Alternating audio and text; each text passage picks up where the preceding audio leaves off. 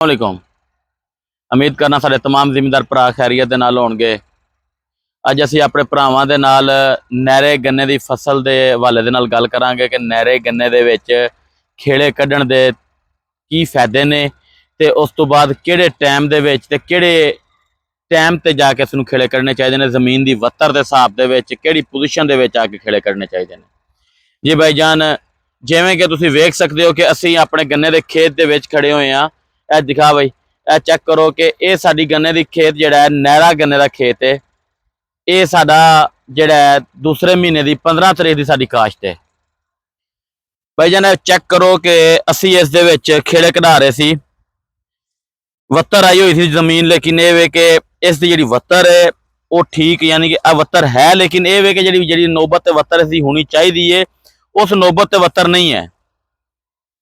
जिवें खेड़े कढ़ाइए जमीन दे विच ते खेड़े सोहणे खेड़े निकलन, जमीन दे विच बिल्कुल एवें मिट्टी चूर हो के मुढ़ दे विच आवे, उस दे नाल सानूं फायदे हुंदे ने। जिहड़ा हुण तुसीं चेक कर सकदे हो कि जिवें ए हुण वेखो ए मिट्टी है, ए चेक करो ए मिट्टी है, ए वेखो ए मिट्टी हुण एदा हक ए नहीं सी इस मिट्टी दा कि ए मिट्टी इवें आके थब्बा विच लग जाए रोड़ा बन के। ए मिट्टी दा हक सी जिस टाइम इंज इस पोजीशन दे विच ये मिट्टी होवे, ये खेड़े दे विच आके लगे। दूसरा नंबर इधर आ बई, ए चेक करो कि जिवें ए गाचा टुट जेदा, ए चेक करो ए मिट्टी दे नाल यानी कि रोड़े दे नाल ए गाचा चेक करो, ए गाचा पूरिया जा चुकिया, पूरिया भी जा चुकिया, कोई टुट गया कोई पूरिया गया। हुण ए चेक करो असल जिहड़ी चीज़ है ए असीं अपने भरावां नूं विखावांगे। ए चीज़ चेक करो, यह चीज नूं एवें रोड़ा नहीं होना चाहिए, इसका एवें बिल्कुल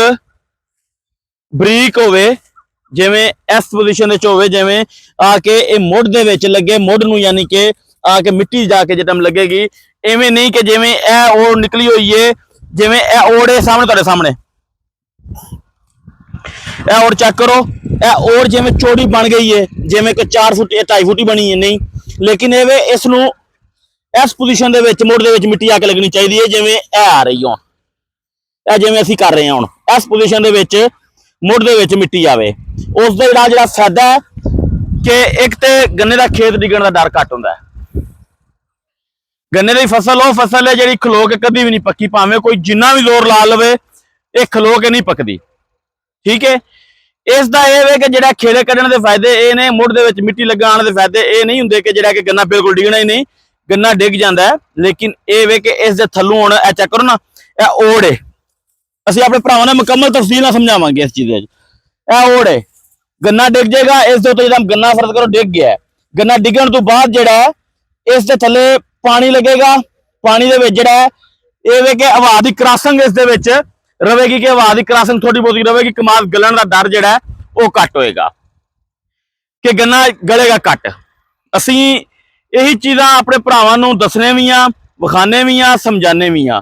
अगर तुहानूं साडी वीडियो अच्छी लगी होवे तो अपने तमाम दोस्तों तक साडी वीडियो शेयर लाजमी करिया जे,